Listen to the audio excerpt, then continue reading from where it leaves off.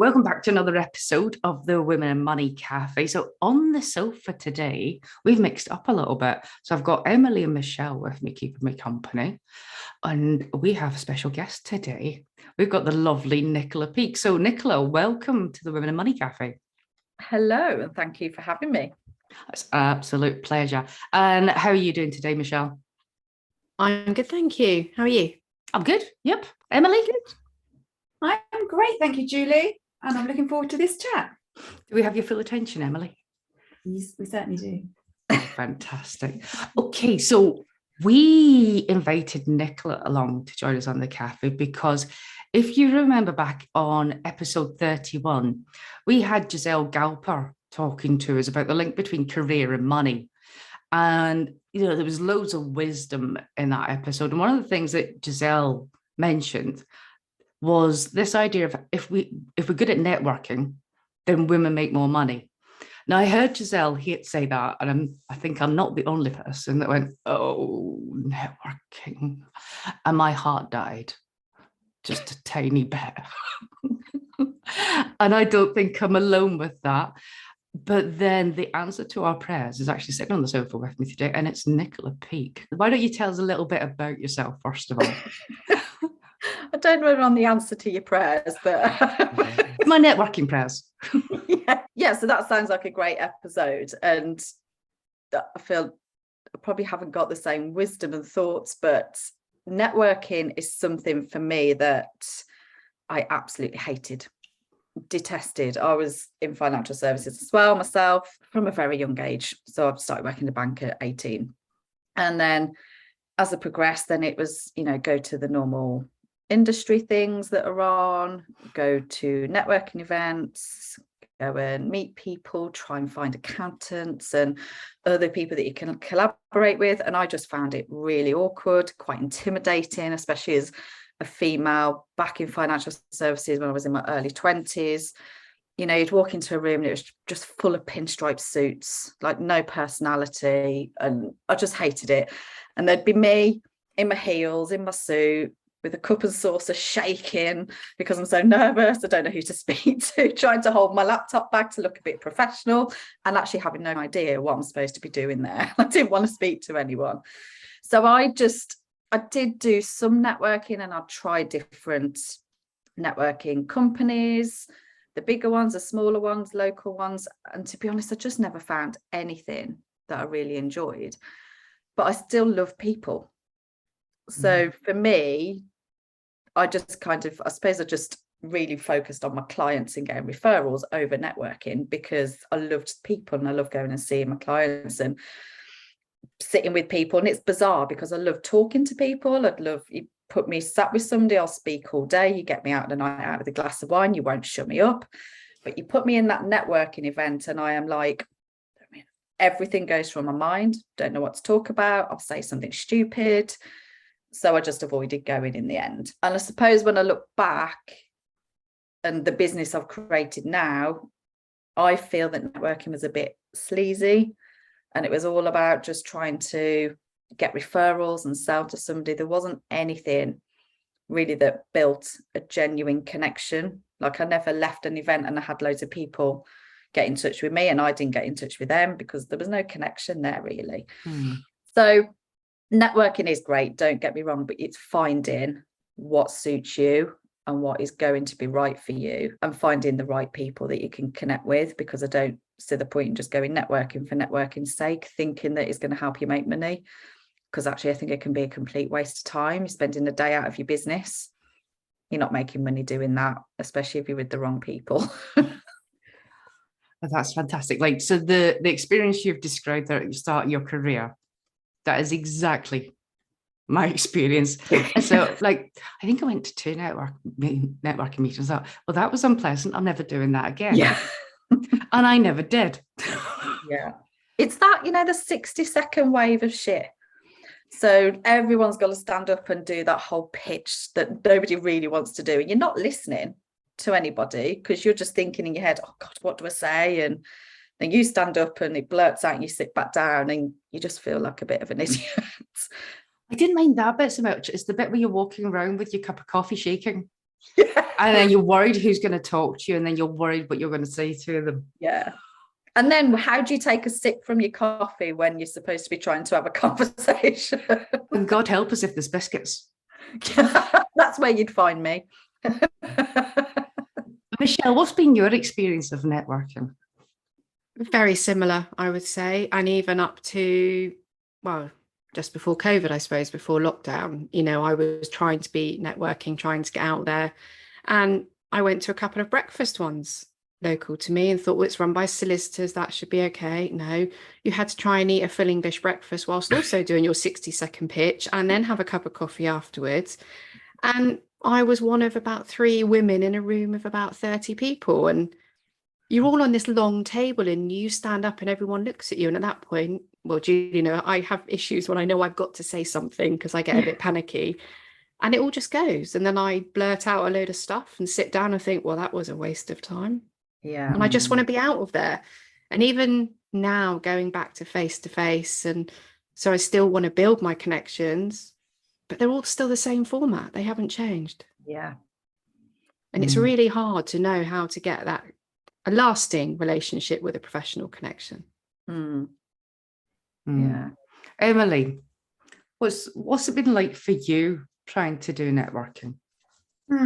Yeah, mixed. I think I definitely identify with what you were saying, Nicola and Michelle, early on in my career. And I think it did come down to confidence. I just didn't have the confidence to sort of walk into a room full of complete random strangers and really carry it off. And I think I've always struggled because I'm from a banking background originally before I became a financial planner. And obviously every event was even more dominated by men in pinstripe suits than even the financial planning world. And for me, my height's always been an issue when networking. I'm better at networking sitting down than I am standing up. Oh, hang on a minute. Okay, that begs the question, Emily. Yeah. How tall are you? Well, we've had this conversation before, and you insist you're going to be smaller than me, but I'm only 5'2". And I find that really difficult because in a room with a lot of people, with a lot of noise, hearing, and you can't communicate at all with someone if you can't hear what they're saying and they can't hear what you're saying. And therefore, I found that I tended to gravitate to, sorry, that was my dog yawning. Even he thinks I'm boring. Yeah, I tend to gravitate towards women probably, and not only because they're women, but also because they're more likely to be my height. Strange. Yeah, that's a really good point, Emily, because I remember a couple of years ago, I went to the Next Gen conference.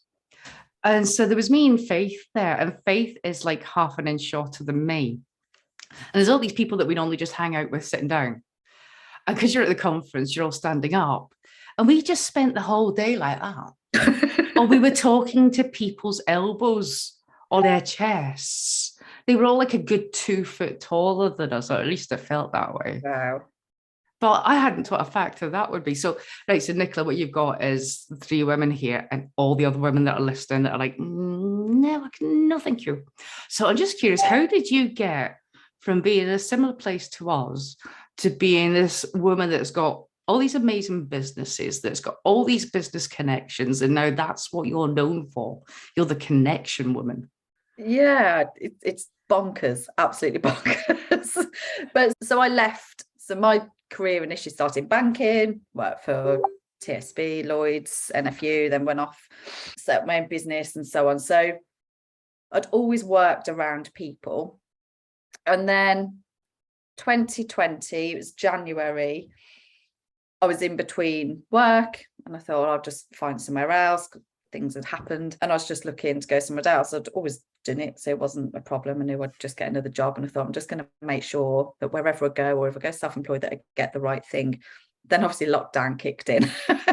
And then it was like, do I really want to go back to that? It made me assess how unhappy I'd been for the last 2 years. And I just sat in the garden with probably a bottle of rosé in the middle of the day because we were enjoying all that lovely hot weather. And I was like, do you know what? I don't want to do it. So I decided that because I was doing baking at the time, and I'd done a Prue Leith cookery course because I just liked food, and I was baking for the in-laws and dropping off the banana bread and getting involved in all that. It's like, I'm just going to set up a business and I'll just start delivering afternoon teas just locally. And around the same time, because then I was online with that and setting up a Facebook page. And then all these people started popping up on Facebook that I'd never ever seen, that were running courses, and I can teach you how to do this and teach you how to do that. And I was like, oh, well, if I could learn how to make money another way and grow my business. So, and then I started seeing all these people online that literally I'd never noticed before, because I'd only ever just dealt with work, my clients, got in my car, went to the office. And Shoelicious was brilliant. The business did amazing. Everybody in lockdown wanted an afternoon tea. So it was great. So it enabled me then. So I started earning good money. January 2021, we had 20k months. Had to get 3 staff in the house because we were still in lockdown. Their kids had to work from the living room. It was just crazy. But during this time, I was meeting so many new people in Facebook groups, courses. I joined a mastermind. Didn't even know what a mastermind was before I went online. And I just started to make proper connections with people online and just get to know people. And there was no ulterior motive. I wasn't trying to sell. The one is an afternoon tea that could go on my website. I've just always liked people, and we were stuck in the house. It was the only way I could connect with anybody. So I just started making loads more friends online. Then July last year, when everything started to get back to normal, that's when then I realised actually I'm not cut out to be stuck in the kitchen all day. I was suddenly bored, sick of doing the same thing all the time, not seeing anybody, still having connections online. And they were then now doing things and going out and about. And I couldn't go out in the day. I couldn't even walk my dogs because I'd be up in the morning, baking, getting boxes ready, waiting for couriers to come. That was it. So I just kind of sat down and I just thought, what do I love doing? And from a young age, with friendships, all my friends know each other through me. So I've got 3 friends I know from school, a few people I met when I worked in a hotel, different people I've met as I've gone through my financial services career at the banks, and a few, everything else.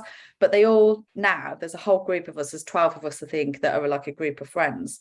And I'm in all of their phones as Kerry Nick or someone Nick, because they've all met through me. So I've been good at doing that kind of thing since a very young age.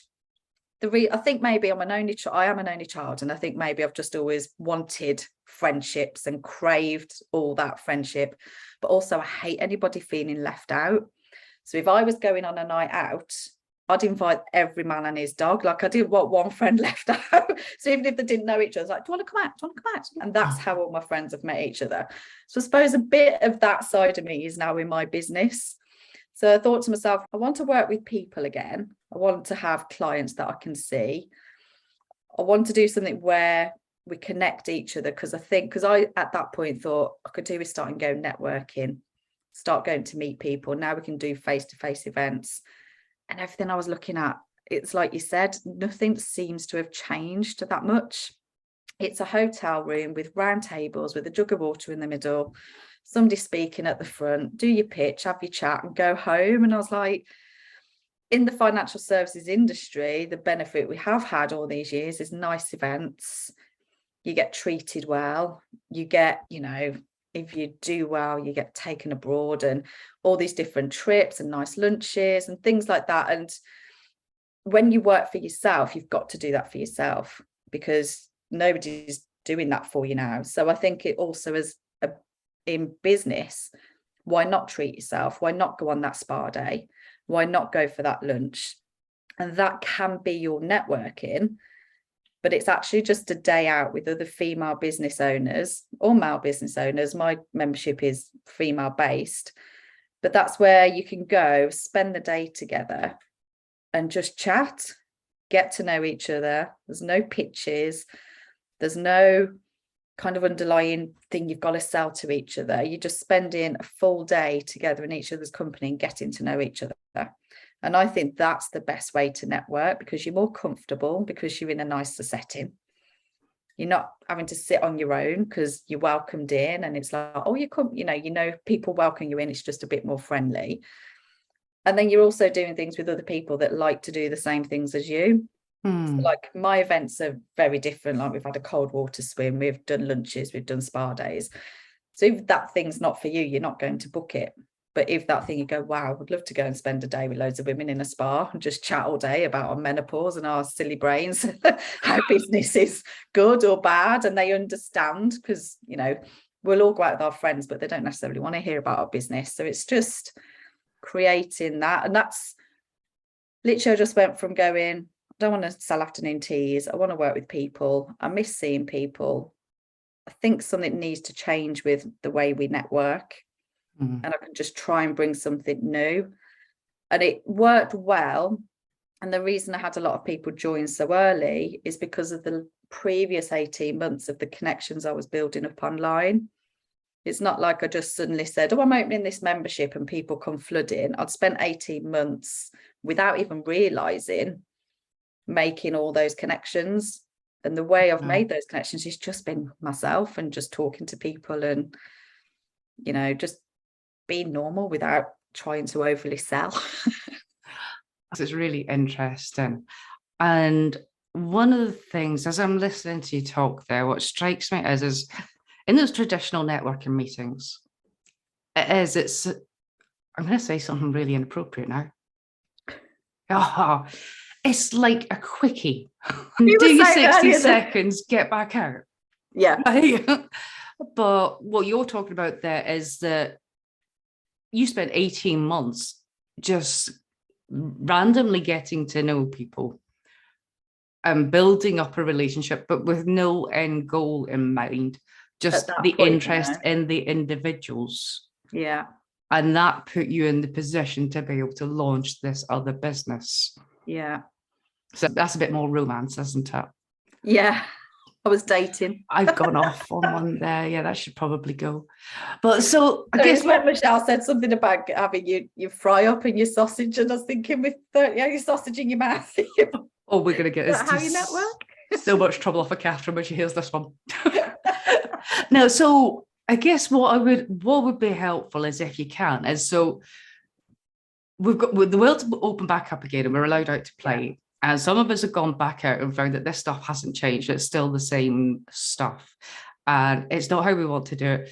But then what you're describing about these meaningful connections that take time, and it's not with the end goal of selling.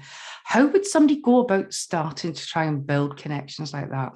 What are the first steps they could take? Would this be online? Or anywhere? I think most people are online now, aren't they? The majority of us business owners are all online. So, I mean, for me, the way I treat online is no different to if I walked into a room and spoke to somebody. So there's different things you can do. So simple things like, if you use Facebook or LinkedIn, make sure it's very clear what you do so people can see what it is you do. There's so many business owners I see that will say, oh, this is my business, and I can look at their Facebook profile and there's nothing on there. So that's just something really simple. If you want people to connect with you, they need to know what you do, what your business is, because they're going to be interested to know that. Can I ask a question there, actually? Yeah, right. Because loads of people on Facebook don't have any of the work stuff there. And I'm assuming that's a personal thing because they're treating Facebook as personal. Yeah, and this is also a confidence thing. And I think a lot of people worry about talking business on their personal profile. For me, I didn't use my personal profile for this business really until quite late, because I was like, that's like friends and family don't want to see me talking about work and they're not interested in this.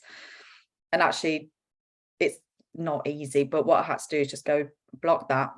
If they don't want to see it, they can unfollow me. And actually now, like I use my personal profile for everything.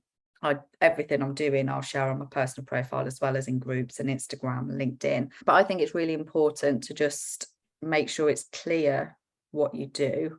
So that's just a basic step. And then if you're trying to make connections online, most people will find a space that they like. It could be a group that they like or a person they want to follow. And really, rather than always looking for what you can get out of it, this is what networking is a bit like as well. It's not about what you can get, it's what you can give.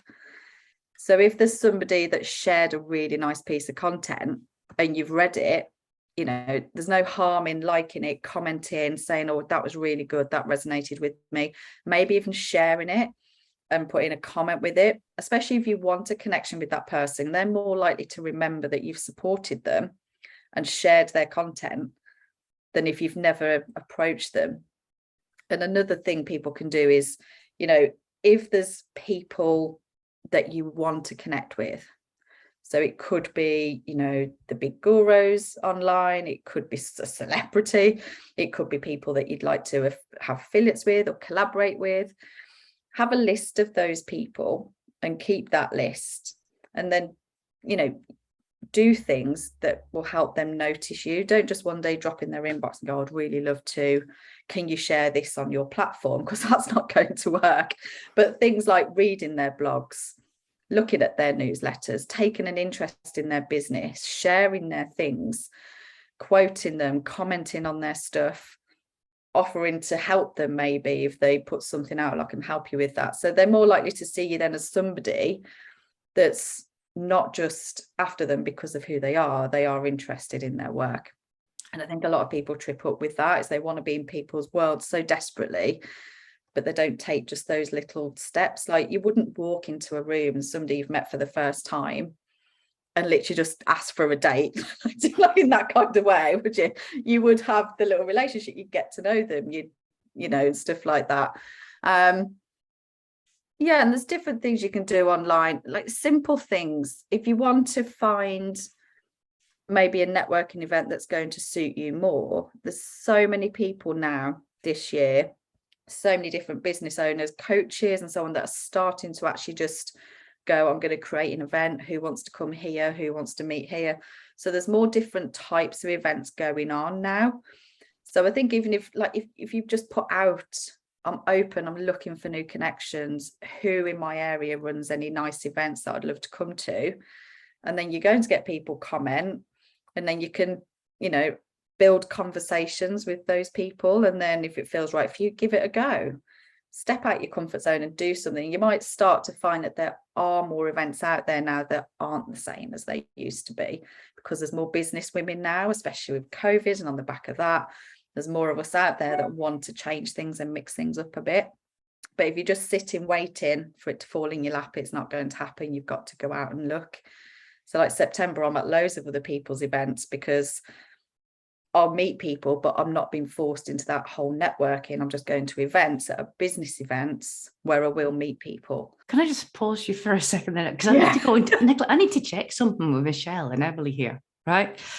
I was sitting here like, Nicola, you're probably just thinking this is all really obvious. Am I the only one that's sitting here going, oh, that's how you do it?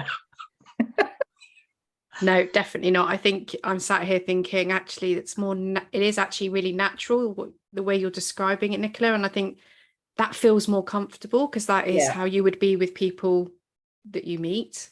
Yes, yeah. But it's not something I've ever thought about being like with work, particularly in the industry that we're in, sort of financial services, that this is how networking is, this is how you build relationships, this is what you do. And deviating from that seems wrong. But actually, it doesn't work. We know it doesn't work. So to try and find something else, but listening to you talk, it's like, yeah, maybe I could find out more about what's going on around me locally by doing that. Yeah. Because I definitely know that if you don't do anything, it doesn't fall in your lap. You just sit there wondering where everyone is. And I find things like Eventbrite, where you can go and Google events, they are the same ones that come up, and it might be the Chamber of Commerce ones and all those that come up. Whereas if you just put something out on your profile, and these are people you're already connected with that are following you and you're following them, has anybody got any nice events that you're setting up? I would love to come and meet you. Then somebody will probably go, oh yeah, I've got one, and meet us here. And it might be a lunch or a coffee or just something that's not the boring ones, as Julie's just pointed out. I'm just stunned by the simplicity of this. If you want a nice networking event that's your kind of thing, go and ask people in your circle. Or create your own. Do what I'm doing and create your own. Like tiny mind is blown. And it's like what you were saying about, so I am an introvert.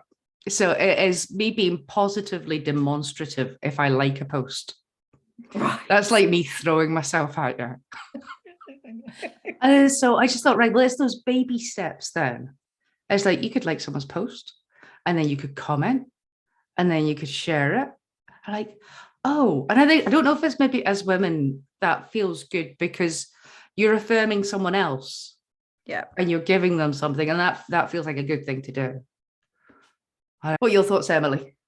Yeah, I was just gonna say that I think everything that you've said does, when you first hear it, sound like, oh wow, and like a light bulb's gone off, and you think, oh, why didn't I think of this earlier? But I probably did come to this conclusion probably a couple of years ago. And one of the things that I did, and I didn't really like it, but because it was done in a very sort of not quite me way, but I did that LinkedIn course. And so the way she described it was a bit like stalking people, which didn't really sit well with me. But I think what you're saying is kind of the same, but in a less stalky way. Yeah, I mean, if you were doing it every day or every few hours, I think that might be a bit overkill.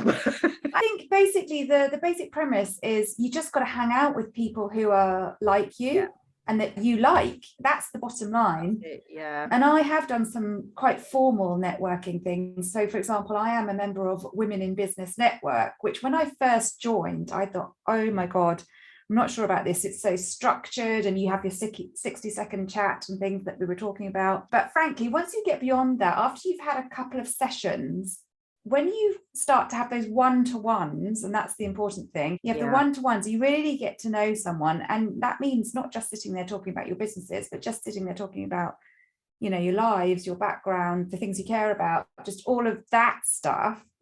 And you get to know people, and then things can happen. Like, for example, I'm getting involved in providing an online course with one of these women in my networking group. Another one I'm going to be doing a spa day with and things like that. It's just hanging out with people you like, who you've got things in common with. And then all of a sudden, you know, that's where the magic happens. It is kind of obvious, and it almost comes to you when you're not thinking about it, when you're just going out and having fun. Yeah, I mean, a lot of people said to me, wow, how did you get 100 members so quick? And part of me was like, I don't know. And then I started to think about it. It's like, but a lot of my first members that come in are people I've made connections and friendships with for 18 months.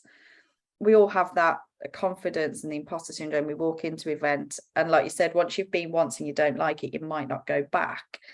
But like what Emily's just said, actually, once you go back and maybe then you do start to get to know people, it's that persistence. So sometimes it may be worth giving an event a try more than once. But what I like to do with mine is, rather than having that 1 hour here, there and everywhere, it's just like, right, let's have 6 hours together or an overnight stay together.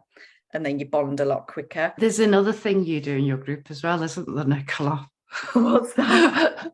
So as well as having all these really cool activities, you have the connection sessions, don't you? And then you have the quiet ones.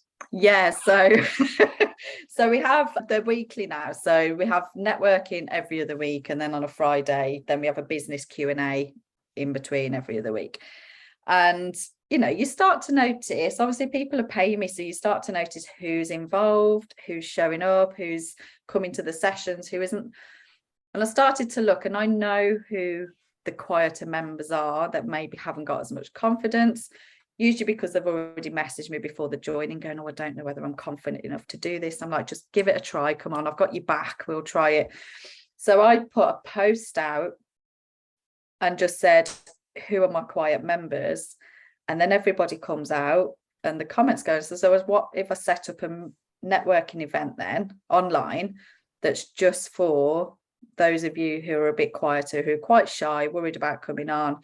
And that worked really well. And now another member who dreaded coming networking, she hosts them now. It's brilliant. Can I ask you a question about that? Because I have quiet days and loud days. So what would you do in the situation where you got somebody on who said that they were quiet and then suddenly started to be quite loud and animated? Do you sort of pipe down? How does that work? Yeah, I think in the quiet ones is meant in the sense that maybe less confident, they're a bit scared of being visible, being scared of putting themselves out there, really scared of coming online and having to introduce themselves and talk about their business. A lot of probably the same, but once they get going and they're louder, that's what I want. I would love them to come on and then feel comfortable enough to actually be like, actually, I'm just going to keep talking to you. And then, hopefully they'll feel more comfortable to one day come to an in-person event or come on to more sessions or start hosting. It's getting people to feel comfortable in the membership. That's what I want to try and do. So yeah, if they started being loud, I wouldn't mind. I'd love it. I just think it's great what you're doing, and the fact that you're just one woman. Yeah. Look at all the stuff that you're doing. So there is something out there for all of us that do not want to be going to the 7:00 meeting. Yeah. Juggling the coffee and the full English breakfast if you're really lucky. So I just think it's reassuring that there is another way of doing it. So I was just curious then, Nicola, if you were to give the women listening to this one tip or one action to get them started on that connection journey, what would you have them do or believe? I think if it's online, then, I mean, the problem, like Facebook, I love Facebook. Obviously, I run everything on Facebook, but it is noisy. And there are loads of groups and loads of different places. But it's easy to be a lurker. And then people say, oh, I don't feel like I belong. But if you're not putting the effort in, I know it's hard and I know it's confidence, but actually everybody else probably feels the same. And everybody else are cheerleading each other, especially women in business. I don't think there's many groups out there where people aren't wanting people to succeed. We just want other people to succeed.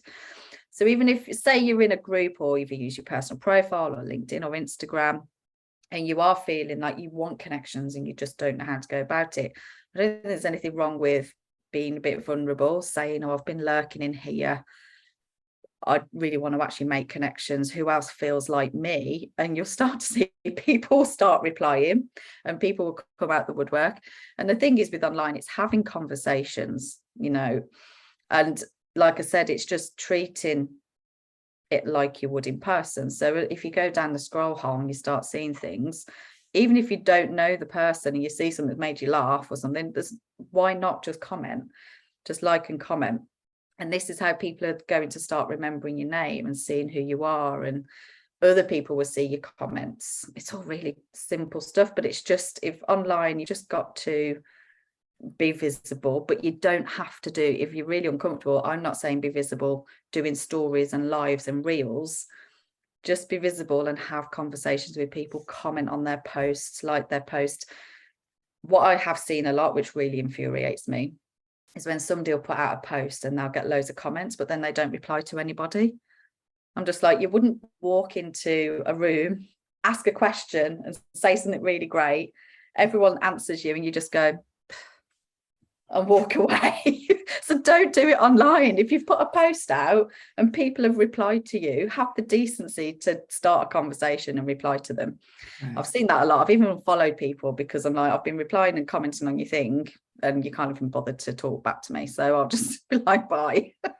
All right. And it's just simple things like that. Sometimes it could just be you're busy. You've put a post out, people have commented, and you've been too busy to go back and look at who's commented. But how that person then feels, like if you go back and go, well, thanks for your comment, you just start in a conversation. That's it. You don't have to go and drop in their inbox or send them a PM. You just start a conversation, as simple as that. Okay, got a question from a friend now. Okay. Asking for a friend. So you've covered off online there. So let's say that you're going to one of these in-person networking events that's not the traditional nonsense. It's something like what you would run. Yeah. So you've been bold enough that you said you're going to do it. And now you're actually on your way, you're going to do it. And now the door's there, you're still going to do it. You get to the door and you're like, I don't want to do it. And your stomach, what do you do? I mean, I still have those feelings to this day. And that's why when my events are on, I make sure I'm always trying to round for when people come in, because there's nothing worse than walking into an event and there's nobody there to welcome you, or you've got to go and find a group of people. What I would say is if you are nervous, like I kind of say own it. walk in and find somebody and go, you know, I'm really nervous, because you probably find they go, oh, me too. And then suddenly you've broken the ice super quick, rather than trying to look like you're confident and trying to look like you haven't got imposter syndrome and everything. Just go, oh my God, I've been so nervous to walk in here. And it literally will just break the ice. If you can take somebody with you, walk it, instead of not going, take somebody, walk in with somebody, but don't cling on to them through the whole event. Still go and mingle and meet other people. But that can really help, just walking in with somebody else as well. Right. And I think the easy thing online, but the thing with events now, if we're online, you also know who's going. So when, like my events now, I'll just set up a group chat for anybody who's going to the event. So even though they're in the Facebook group, by having a group chat, they all speak to each other.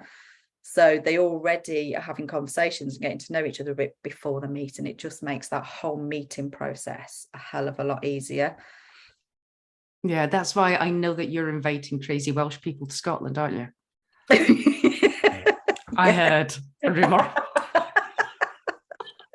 All right, look, Nicola, I've got a lot out of that. I found that really, really valuable. So thank you so much for that.